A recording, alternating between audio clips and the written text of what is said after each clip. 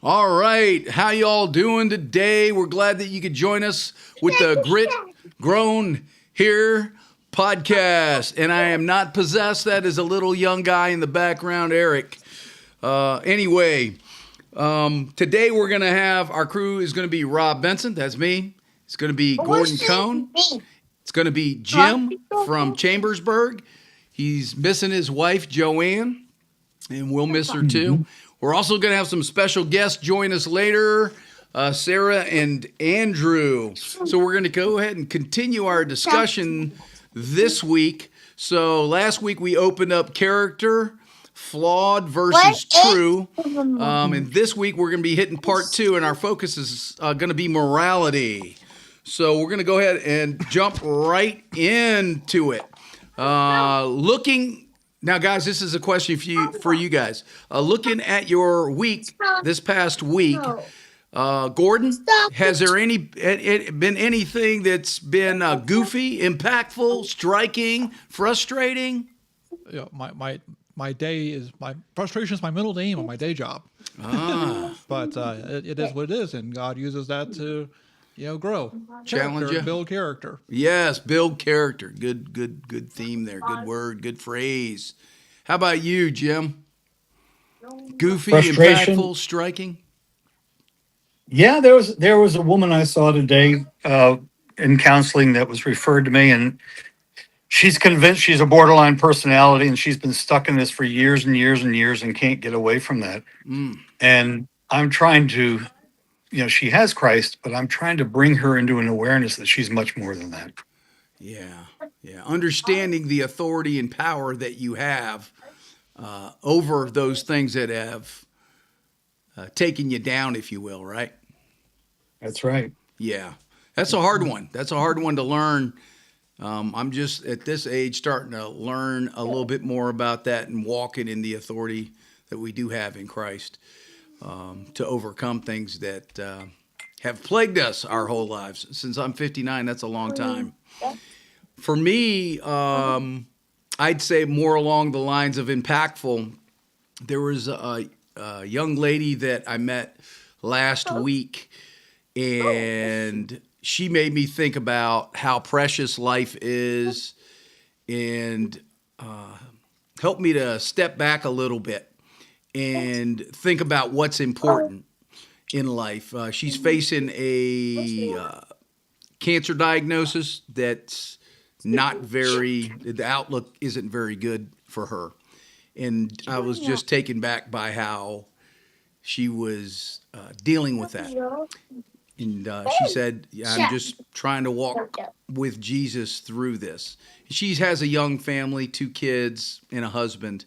And it just made me step back and think about how much time do I waste worrying about the things that really don't matter. That's right. Yeah. Anyway, thank you guys for sharing. So we're going to move on to the Getting to Know the Crew segment. And this week, we have Gordon, who's joining us live, which is really cool. He's one of the tech crew. He's working sound and slides. And we have Jessica, his wife, and she's working the switcher app there, switching the camera angles. And we'll hit her up next week probably and let her give us a rundown. But this week, Gordon, growing up years. Highlights? So Baltimore County, Frederick County, Howard County, back to Baltimore County.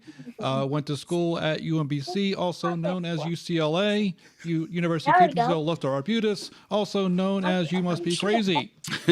Computer, yes. Plus a bunch of other things. But anyway, degree of computer science. Career years?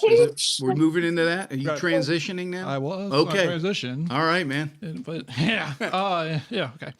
But career years, got out of college, was a software developer. Yeah. All over the multiple tech stacks, blah, blah, blah. About 8 years ago or so, I became a product manager in my current role. Been spending most of my career in transit, working with CAD AVL systems. Good. I thought you meant by transit. I thought you meant you were transiting, but you mean like transportation. Transportation. Okay. Yes. Okay, As good. in, think buses and stuff like that. Yes. Yeah. And and definitely going from dev to product manager, that was quite the change. Dev meaning? Developer, sorry. Oh, that's okay. I'm just. Thank you. But yeah, so making that transition from developer to product manager Yeah. has been very challenging. Definitely from the fire into the frying pan into the fire. But choosing the hard way is actually a reflection I had not too long ago. I mean, Say that one more time, man. That's a good word right there. choosing the hard path or choosing the hard way, whatever. Yeah. Yeah, and we got a dog over here now too. Cool. Yeah, but that's all good. So, but anyway, choosing a hard path, and I wouldn't have it any other way. That's just part of who I am, who God's made me to be, and God's definitely used this job to Right. show me a lot about who I am and my character. Yeah. Well, jobs are good places to be exposed. Our character kind of laid out. Yeah. Yeah. Absolutely. Yeah.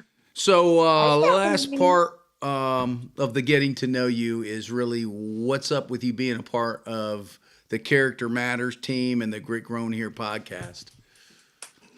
Just see, that wasn't the question you had. But I just changed it up. You changed it up. That's okay. you That's go. okay. We roll with it. Yes, we But do. what's up with this? Hey, Wait a minute. Hold on. Okay. Builds character. builds Go ahead. character. Yes, exactly. Builds character as a team. Yeah, but what's up with this? It's like, hey, it's just I find it interesting how, I would say the past few months it's been huge for me at the work, and God's been showing me a lot of stuff about character, and just the timing has been very interesting. So when Rob, asked me to join this thing, and besides my kicking and screaming, Right. no, I mean, I was honored. I was honored. I just say kicking and screaming in jest. But a little bit of that maybe, huh? but Sometimes. yeah, but me and this guy Rob go back way back, and Yes. there's been lots of kicking and screaming along the For way. both of us. But just honored to just be part of this team and part of this crew and see what's going to happen with this thing. Yeah, it's kind of exciting. Doing something new. Don't know what we're doing. Trying to figure it out. Trusting God to get us through. Awesome's on the move. Yes. Any thoughts, comments from you, Jim? About Gordon, That's who we're talking about. I am just thrilled to be with Gordon and Jess in this endeavor. I'm so glad they decided to join with us. Yeah. My grandson's trying to join in too. Hey, Hey, And he's going to be been taking it over. long time friends with Gordon and Jess since I even got involved with Matt House back in 2010. And Yeah. of course, you two. Right. Yeah. Well, thank you for that feedback, brother. So we're going to go ahead and jump into our next segment. Earlier today, I was listening to a radio talk show, and they were talking about one of the delegates that's resigning, that's being asked to resign here in our state, and they were inviting people to call in or text in. So this was a text line statement, and I just wanted your guys' thoughts on this, Gordon and Jim. The statement that this texter typed in was, speaking of the delegate, his personal choices are separate from his character. And I thought that was it. That was an interesting statement right there. His personal choices are separate from his character. What are your thoughts there, Gordon? Any feedback on that? Any thoughts? WTF? What does that mean, Trent? No, I'm just joking. Okay. Whiskey Tango Foxtrot. There you go. Yeah. And why? Why? It just floors me that the two go to hand in hand. The personal choices and character? Right. Yeah. You can't have one without the other. You can't. At least in my opinion. Okay. Yeah, good feedback. Jim? Well, my belief is that people make choices outside of morality because they are either compromised, Okay. afraid, or they're doing it for money or power. And those are choices. So I would say the character follows it. Yeah. Yeah. Yeah. Well, that's good. I like how you broke that down. It's good to have your psychological perspective. And of Oh, course, sorry about that. since you're an older guy, it's very helpful to have your feedback from your wisdom through the years. Still alive, still alive. Yeah. Well, we're grateful for that, brother. Grateful for that. So where we at, Jess? We got the guests. We're up. Andrew and Sarah, are you there? Can you hear me? I'm in the building. You're in the building. No, I don't think that's true. I think you. Well, I guess you're in the building because you're sitting inside the iPad. Your little picture inside the iPad. So, anyway, it's good to have you guys. Could you introduce yourselves there? Yes, Andrew. Are you talking? Are we having technical difficulties? Sarah, can you hear me? We are resolving some technical difficulties, so we're going to go ahead and jump into another part of the discussion here while we're solving our technical difficulties. So, Jim and Gordon, when you think about morality and where it comes from, think about morality and where it comes from your perspective and experience and worldview you operate out of. Where does that come from? Where comes from the creator, The creator. And why do you say that, Gordon? doesn't it? That's okay. That's okay. Have you always thought like that? That it came from the creator? Or was there a time where you thought different? No, I mean, I definitely in my younger days before when I knew it all. Yes. Yeah, Yes. that's a whole other story right there. But, Yeah. yeah, but it wasn't, but once I became a believer and, and really, God created us. I mean, I believe God created us Yeah. and all that kind of stuff. And, and as part of that has built more baseline morality into us. There's baseline morality built into us. Okay. Now there is the free will part of it too, right? Ah, And I can get real messy real fast. yeah. So when you think back to your pre-Christ days, what did you think about morality at all, or did you just function and do what you did? And Do you need another invite? No, I mean, you learn morality from your parents too, right? yes, yeah. Your parents, Yeah. I was blessed to have. I mean, I do not- we're not everybody doing has their story or their backstories or origin stories, right? But Right. I was blessed to have good, decent parents, right? Yeah. Good parents, and nothing's ever perfect, but they still taught me right from wrong. Yeah, so that's another place we can get it from home, right? Yeah. Parents who brings us up. Jim, how about you? What are your thoughts on morality, your worldview, your perspective? I sent the invite again. I'd have to piggyback on what Gordon said about my parents because I always felt my dad was a very fine Christian and my mother always thought that morality was very important, certainly in your relationships because what you do to others is what they do to you and vice versa. Yeah. But I would say, and being growing up in the church with my father doing the music all the time, I was very close to what was being said and believed in. However, I did find my way into some squirrely situations where I ducked and dove and Yeah. did the things that I wanted to do and didn't think about morality so much as expediency. And that lasted right up until the time I became a professional, I'd say. Oh, wow. Okay. And yeah, and it certainly has come to roost when you're married, you have a Yeah. family, you want to be doing the right thing and showing the right thing and acting the right ways.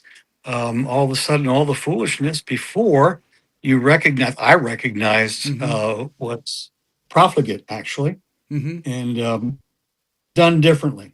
I'll be honest with you. Yeah. No, I think that's a great distinction you make. I think when other people enter into our lives, the ones that we want to fall in love with and our family, it does, at least for me, I had the same effect. I wanted to be a better man. I wanted to be a better dad. before that, of course, I had those thoughts, and I also was blessed to grow up in a home with a good mom and dad who gave me some good moral foundation. Not that I always chose Yeah, that's the hard part. the right path, Can you guys hear but me? at least I knew what the right path was, and I was clear on that. My mom and dad, we went to church when I was younger, so I could get confirmed in the Episcopal Church, and then we primarily just went to church during Easter, Christmas, kind of like what people call the high holy I days. got you guys now. So church was really, for me, church was not necessarily, at least that I knew of, a part of my moral code, if you will, that I operated by. But I did find out later on, because my mom and dad believed, and they didn't go to church all the time, but their morality certainly came from Scripture. So, I was blessed also in that vein. I think we have our guests now. Yeah. So, how you doing there, Andrew? All right. Good, good. How about you, Sarah? Doing good. Good. Well, it's good to hear from you guys. I'm glad you could join us. Are we gonna? Let's see.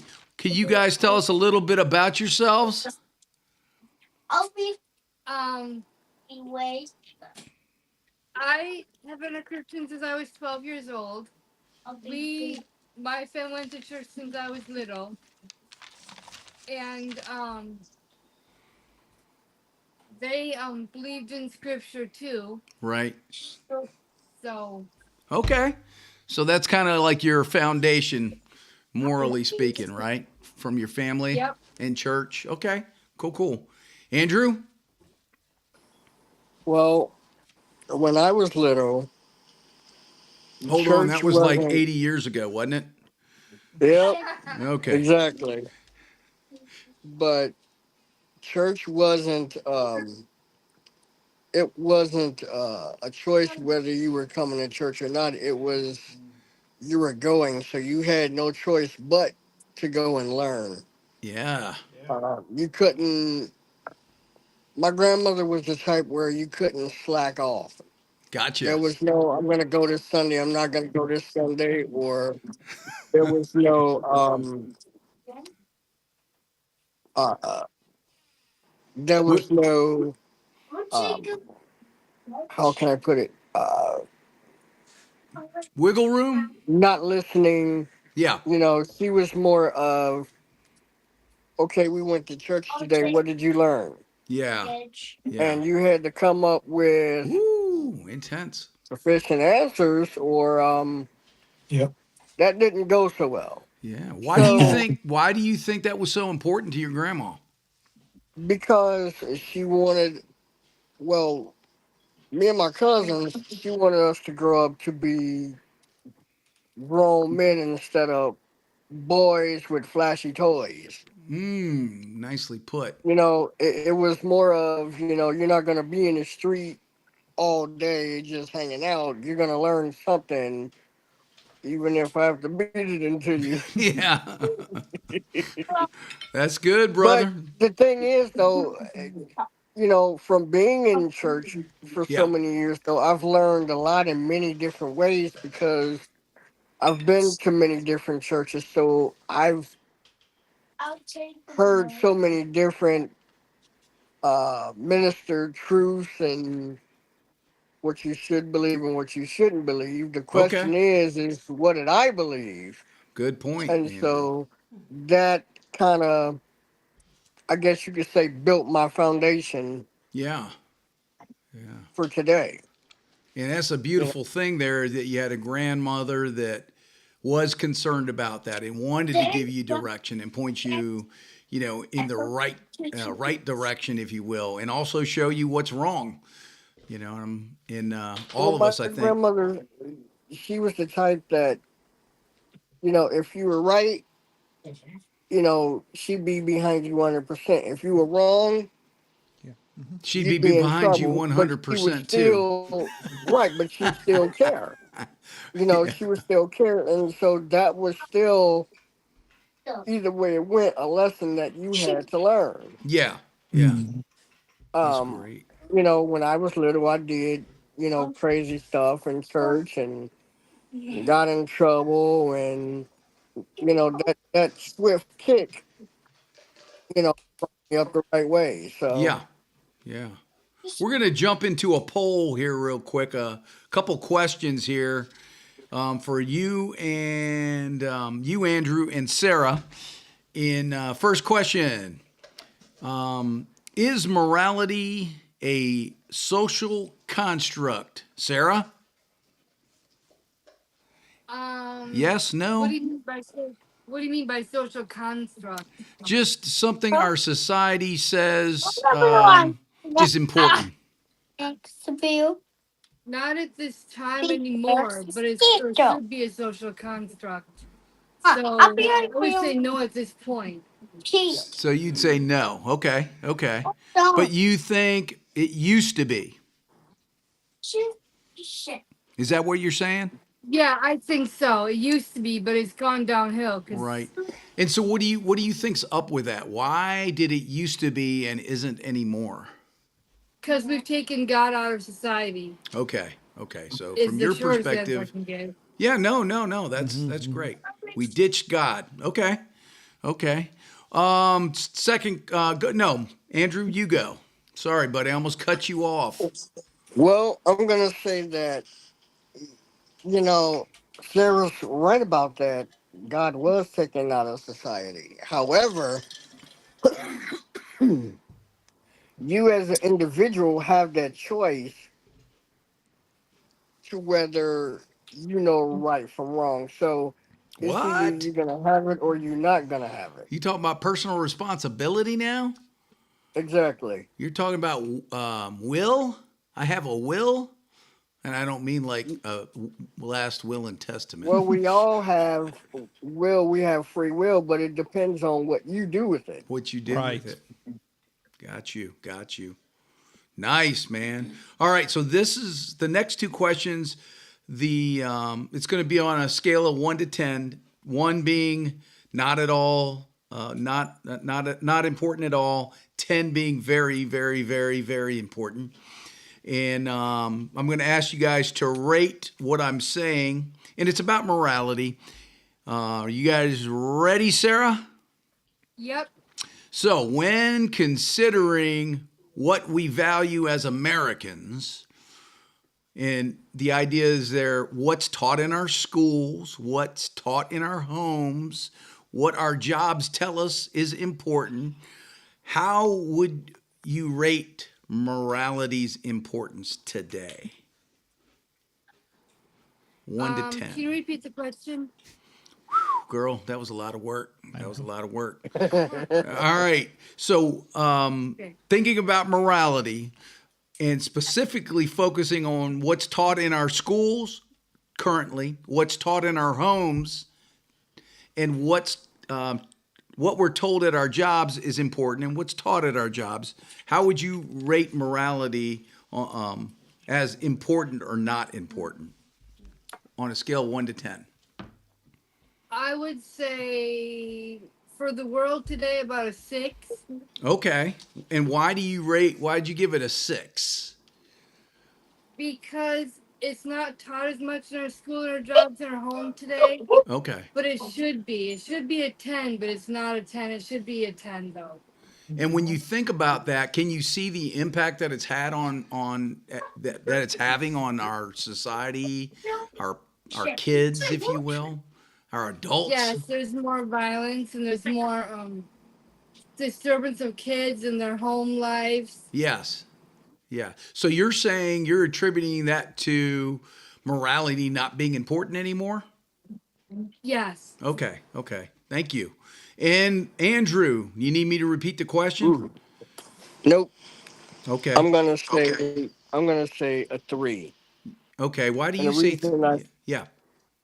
the reason I say that is because more of now with today's generation, the parents are trying to be more friends instead of parenting Mm, and teaching their children, to come up right. got you. Got you. Well, they're not bringing them up right. I mean, you have most of the time now you have the children teaching the adults when it should be the other way around.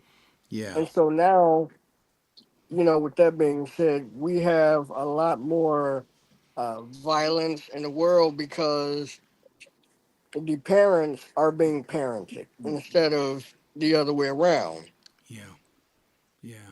How long do you think we've been sliding down this slippery slope here?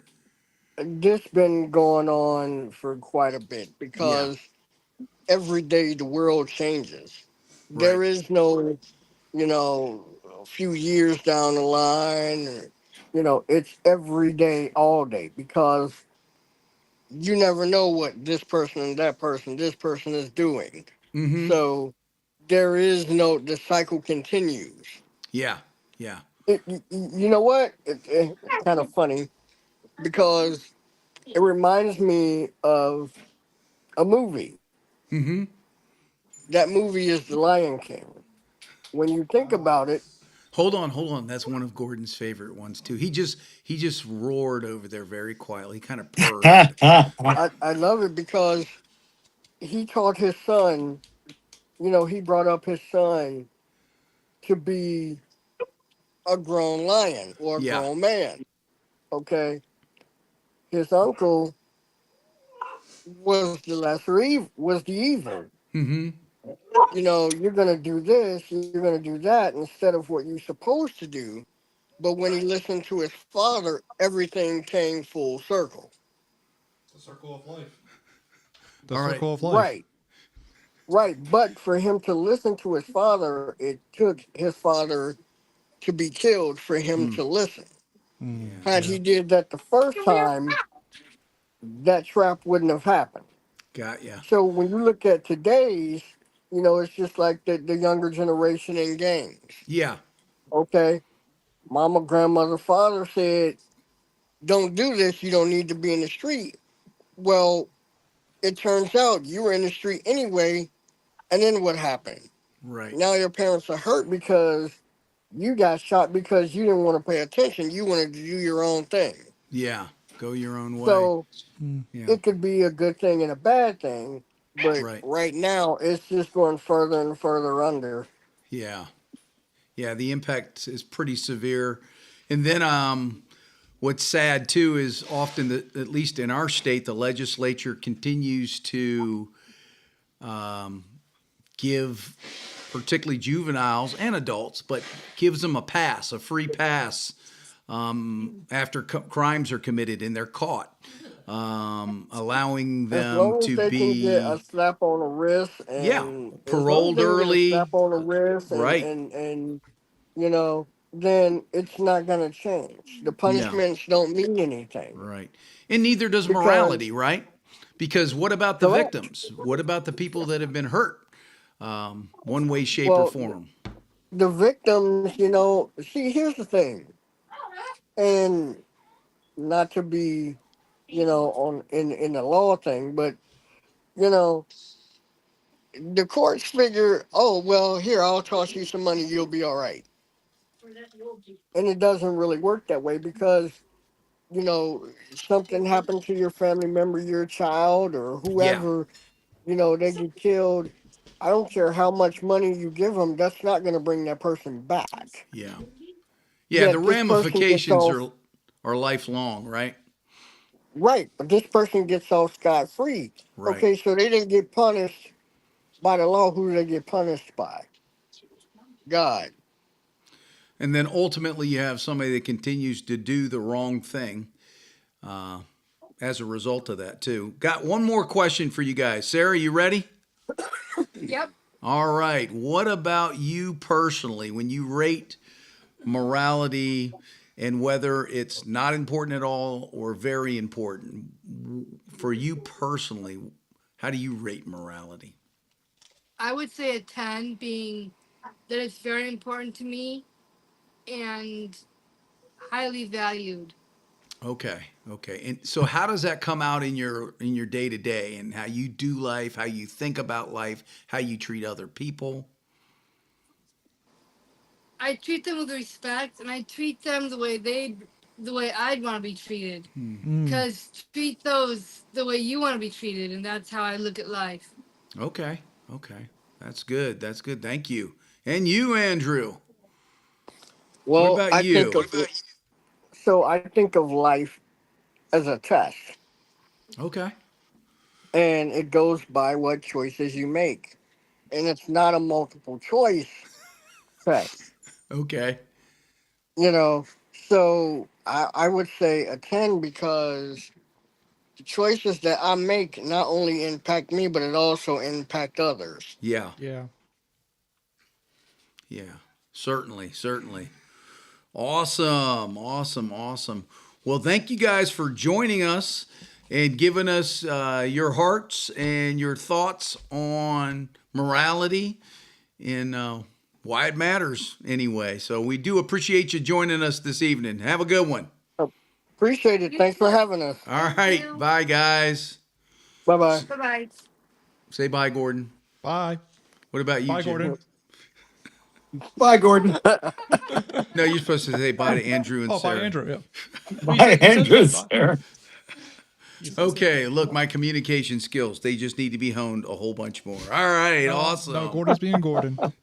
So when we think we're going to continue on our discussion here, and keep in mind what obviously what Sarah and what Andrew shared with us.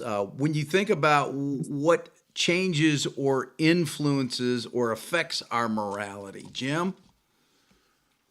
Well, I have an example I'd like to offer, and it's not something that's new to people.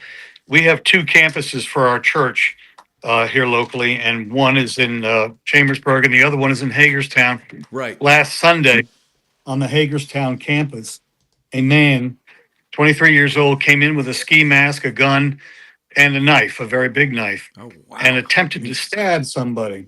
Wow. And thank God the security team was effective enough to Wow. subdue the person. That man is free in the street today. What the?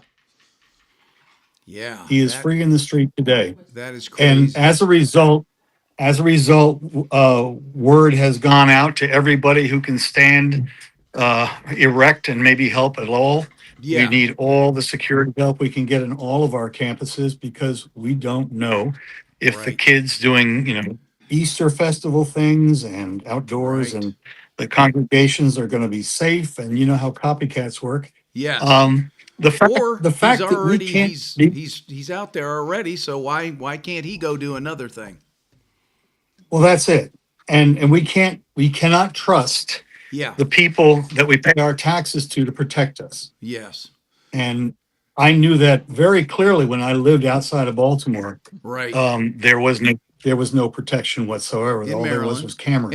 And right now you live in That's right. Pennsylvania and you have it sounds like you have a similar legislature and similar issues there. We do. Thank God we have a sheriff locally who is, boilerplate ready to act and help everybody. Right. And Right. he believes in doing the right thing and standing for the right thing. Right. We're very grateful for that. But that's not everywhere in Wow. PA. I can. Right, right. And so when you think about that in the context of the question, changes or influences our morality, are we talking about like what our legislature, who we elect, determines to be our morality? That could be a baseline. Yeah, that's a mess. Yeah, That's a mess because we can't trust them. We yeah. can't trust them to protect us. We can't trust them to guide us. They're No. going to do what's expedient. They're going to do what gets them elected, and they're Yeah, going to do whatever brings in the revenue. yeah. And I do not trust legislatures any further. Right. I think we have to stand as citizens and God-fearing people to do Yeah, the right thing, and on the most common level that we have in community to make sure that it happens. right. Because our leadership obviously is not leading and not protecting and not serving like it's supposed to. Well, we've passed everything over to a higher authority. In terms, I mean, the states turn over their authority to the federal government. The local community, they turn it over to the states. Nobody wants to take responsibility. Well, if you ask me, it's the wrong higher authority.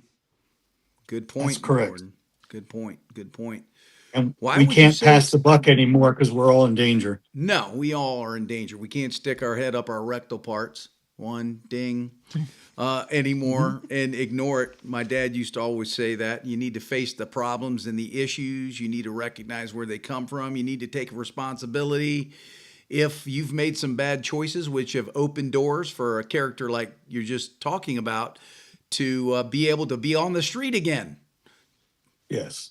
And just think about And what think, could have happened if your security team wasn't there. well, that person could show up again this week. Absolutely. And there are people who may not come back to that church because of it. Now, do you think, Gordon, you can throw in on this since this is a good discussion point. Thank you for sharing the details here, Jim, with us. But do you Certainly. think from our leaders who, make the laws and write them and vote them into being, if you will, do you think they're making good moral choices that are right?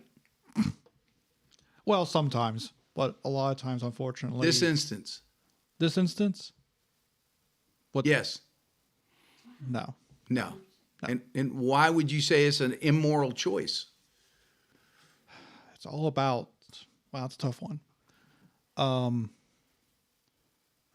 So I think about it from the perspective of they take an oath of office. Part of that oath of office is protecting and serving and caring for their constituents, looking out for their best interests, right? Right. And having a gunman armed with a knife coming in with a ski mask on, coming into a church service, and then being released, a couple days later and back onto the street. Yeah, it's just insane. Yeah, absolutely. I mean, it's like where you. To your point, you said protect the constituents. Yes. Well, sounds like they're protecting a single constituent. Good point. Good point. Right. Yeah. And granted, I mean, there's always. I mean, things like this always get muddy, right? But at the end of the day, you did something that you shouldn't have done. Yeah. I mean, I don't think it's too muddy. Right. Right. But and certainly there, I mean, we always look at this, well, this and this happened in the past, right? Well, the past is the past, but you still have choices of what you do today in the here and now. Mm-hmm. Right. Mm-hmm. So sure. Do you need, I mean, am I saying lock them up, throw away the key? No. I mean, if that's what's needed, maybe. Right. But, let's get this person the help they need. That's what needs to happen. Right. Well, and we also need to think about those people that could have been harmed. Right, exactly, and let's make sure this person's someplace, for whatever period of time it takes. Yeah. So they can get the help they need, and then they can re-enter society and be Perhaps. right. I mean, ultimately that should be. I mean, that's kind of where I'm at. Right. Yeah, I got you. I think there's always a chance for redemption. Right. There's always a chance for redemption. And if God's given us grace, Sure. right. But this, you're out on the street the next day. Right. That's that just doesn't sit well with me. Yeah. Yeah. Any thoughts on that? Comments on that, Jim? Or Yeah. Obviously, I think there need to be consequences for your behavior. yeah. And I certainly wouldn't trust a psychologist to say, "Oh, he didn't mean it." Let's put him out. He's just disoriented or whatever. Right. There has to be enough consequence to give society confidence that they're safe. Right. It's not just about that person's ego or that person's hurts or Yeah. that person's childhood or whatever it is afflicting them at the moment, drugs or Right. anything else. It is about ensuring that our children are safe in public. And Exactly. that to me is a priority. That is a Absolutely. priority. Absolutely. Absolutely.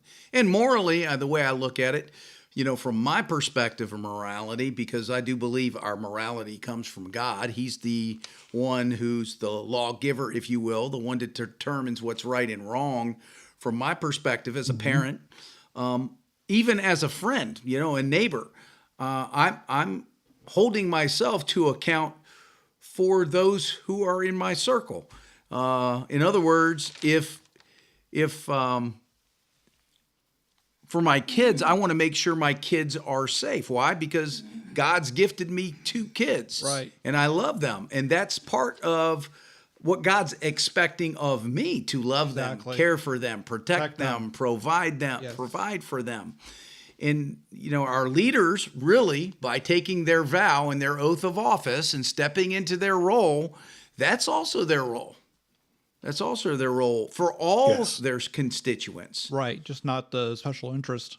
Yes, the criminal, the special interest group, the criminal, which today is a special interest group. Let's just get real on that. Yeah. The victims get victimized 2 times, 3 times, 4 times by the same criminal, and then there's no consequence to the criminal. And of course, we have huge problems in our country because of that going on right now. And I ultimately all think it's rooted in morality. Living in fear. Yeah. Yeah, we are living in fear. Living in fear. You cannot trust that what's gonna happen if something bad happens to you. Right, right. So another question: why do we often ignore, avoid looking at people or circumstances or dealing with things, just like we were talking about, through a moral lens? Why do you think we avoid looking through a moral lens at people, circumstances? Jim? Well, I'll speak for myself. I don't like to judge other people all the time, even though I get mad at people Yeah. and think they should be different. But I've seen myself walk in the same path very often. But there are just some things that I can't tolerate, and some things that I think are absolutely important. So I've got a standard, and I realize my standard has firmed up a lot as I've gotten older because I see the consequences of dissolute behavior, Yes. and I know what happens to people as a result. And we have to have standards, and we have to have consequences, and we have to have interventions. And sometimes, Gordon spoke very kindly about giving persons help, but there are people, and certainly in my experience, I've gotten to know people who should never be free. Right. And that's because Fair. your They're experience working they're- in prisons. In prisons for 30 years, they're going to have to be behind bars Yeah. or in some kind of controlled situation because they've demonstrated enough psychopathy or greed or whatever you want to Yeah. call it to just rip and run, do what they want, and they exemplify it everywhere they go. Right. So we have to have means of controlling that. Yes. Unfortunately, a reality. Right. Yeah. Yes, it is. Yeah. No, that's great. What about you, Gordon?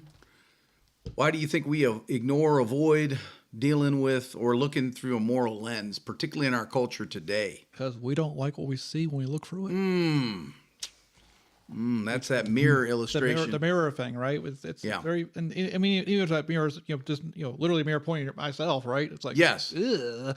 But, but a bit more to your point, probably more your question is, looking for that lens and even looking for that lens of humanity, right? In general, Yes. it's hard to look at, and it's like, it's painful and heartbreaking to Yes. look at where this place has gone. Yeah. Yeah. Often why we don't look at ourselves in a mirror, right? When Yeah. we think about character, we don't look at ourselves in a mirror. Don't like what we're seeing, so we just avoid looking. Avoid the pain. Yeah, avoid the pain, avoid the difficulty of having to face the reality that you're Right. a piece of shite, and that some work needs to be done. Yeah. That's definitely something. It's easier not to face the truth, right? Sometimes. If I may, Red can I pill, add yeah. something? Yeah, throw in something, Jim. I think on a national basis, certainly, and maybe Yeah. in a world basis, we've created an entire tier of people paid to water down morality and make excuses and get people off. And I Yeah. won't name a profession, psychology attorneys, but I think Politicians. without that, Pastors. yes, oh, absolutely. Without that basic moral foundation, they have just come to make excuses and do whatever is expedient for them. Yeah. Which is so detrimental to all of us, right? As people, as humanity, if you will, as a whole. There's a Yes. passage in James chapter 1, and I'm just going to hit the first part of it today. But therefore, this is James. He's a pastor. He says, therefore get rid of all, and I like how he puts it, moral filth and the evil that is so prevalent, and humbly accept the word planted in you, which can save you. And that word planted in you in that context, James is speaking about God's word, God's truth, what God determines is right, what God determines is wrong. And he goes further on. I think actually we'll go down a little further here because Gordon brought up the mirror situation. Anyone who listens to the word, that's the truth, but does not do what it says, is like a man who looks at his face in the mirror and after looking at himself goes away and immediately forgets what he looks like. I think a moral code, if you will, is a mirror. It helps us to see and evaluate what we're looking at. And that means what I'm looking at when I'm looking in the mirror. It certainly is a lot easier to look at other people's morality or immorality or amoral position. But really, if I spend time focusing on where I'm at and evaluating myself based on truth, if you will, then I'm going to see what's wrong. And then I can ask for some help because the bottom line is I don't have to be the jerk I've always been. If you're brave enough to ask for help. That's hard too. It is. It is. It takes some humility to look in the mirror too, doesn't it? Yes. Because I don't like what I see. But God has done some pretty awesome things through looking in the mirror, if you will. Anyway, let's we're gonna leave. I think Yeah, go. Go ahead, Jim. no, I thank God that that you guys are doing what we're doing right now, because when I talk to people who are having trouble, they give me a litany of years and years of talking to professionals who just give them watered down advice to be able to make decisions that insurance companies will pay for, and that has left them Wow. rudderless, absolutely That's rudderless. a hard statement there, Jim. Yeah. Very hard. It's a fact. Yeah, Facts. Yeah, Proof, you know. Proof. yeah. And and now that you speak about that, I mean, I've seen that in the Christian community also. Yeah. People watering Yes. down the truth, avoiding saying the hard things, and avoiding challenging people to look in the mirror, like James does here. James, a pastor, he pastored church in Jerusalem. And he loved the people that were a part of his church, but he also loved them enough to tell them the hard things and challenge them to look at truth through God's eyes. Because, today I think in our world, I mean, we often hear that refrain, well, that's my truth and that's your truth. Things can get very confusing that way. I also like to go to extremes. Yes. So my truth says that I can shoot you in the head and it's okay. And of course, people are like, no, that's not true. That's my truth. Yeah. Of course, we find the fatal flaw when we take it to an extreme like that. Anyway, one of the ways that we can, grow grit here as we wrap it up is, and we want to always end with a how-to segment. And this is kind of some questions or some challenges that we're putting out to you guys, but we're really, these are questions that I'm asking everybody on the crew and questions I have to ask myself about morality. Now, we're not sitting here, on a stage behind a bully pulpit, pointing our fingers. I mean, this is, as a human being, I want to be a better human being. What about you, Gordon? Yeah. I want to be a better human being. Yeah. I mean, yeah. And your wife is shaking her head. Yes, Gordon, be a better human being. Now she's smiling. Yes. Yes. Yes. Yeah. I And certainly need to be. I certainly need to be a better human. yeah. Jim? Looking in the mirror can be really tough because I see the past in my eyes as well as the present and my hope for the future. Yeah. I have a lot to regret. I have a lot to ask forgiveness for. And I have a lot of hope through my Savior that I can do something right before I leave this earth. And that's where I am. And I'm so grateful for people like yourself, Rob, who stand up and tell us what God tells us is important. Amen, man. So say we all. Couldn't do it any other way, brother. I mean, to me, I'd be wasting my time if I wasn't. You know, it'd be wasted time for Right. me because I'd be living a delusion, and it'd be a waste of a life because it's it's a calling to walk with people and to understand that we have to look in the mirror and like you said, God can change us and will change us if we're willing to see the truth and follow his lead. But some questions we want to leave you all with here, and then I have a reading for you at the end. But growing grit. So how do we do that? So morality. We don't want to be amoral or not think that morality is an important thing. We see that in a lot of circles today, or people avoid talking about it because they're getting, like our leaders often want to get their bill across the line. And even if it's an immoral bill, of course, they won't talk about it at the level of morality because they don't want to dissect it that way. They want to do what's wrong often. It gets legislated. What you were talking about today, Jim, right there's legislation that allowed a man back on the street who literally walked in his church and wanted to hurt people, period. That's wrong. They're certainly not doing their jobs in protecting, and the law is actually protecting him. And that's a sad statement. Also, what is your moral code? It's important. Gordon, what's yours? Rob, what's yours? Jim, what's yours? And how has your moral code shaped your life? Think about it, both the good, the bad, and the ugly. How has your immorality shaped your life? How has your immorality impacted other people, even those you care about? How has your immorality impacted your job and affected what you do for a living? Important, right? Yeah. It's an important thing to look at. That's the looking in the mirror piece. Absolutely. It's certainly a hard question, you know. And does Absolutely. morality matter to you? And understanding why it does or why it doesn't, facing off with that question, like we did with Sarah and we did with Andrew. They dug into why morality matters to them and how it's influenced and shaped their lives and why it's important. And so that's part of looking in the mirror, asking yourself those hard questions. So for now,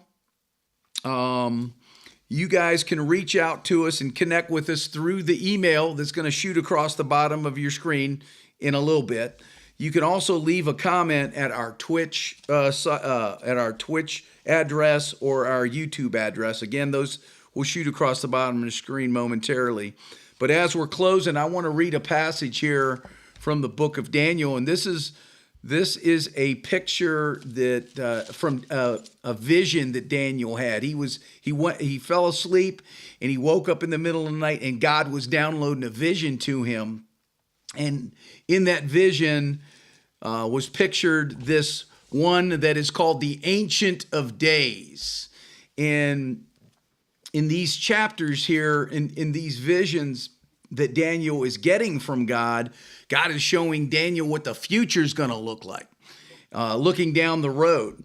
And so this description of the Ancient of Days is passed down to us through Daniel, and it comes through a vision that he got from God. It says, "As I looked, thrones were set in place, and the Ancient of Days took his seat. His clothing was as white as snow. The hair of his head was as white like wool. His throne was flaming with fire, and its wheels were ablaze. A river of fire was flowing, coming out from before him. Thousands upon thousands attended to him. 10,000 times 10,000 stood before him. The court was seated, and the books were opened.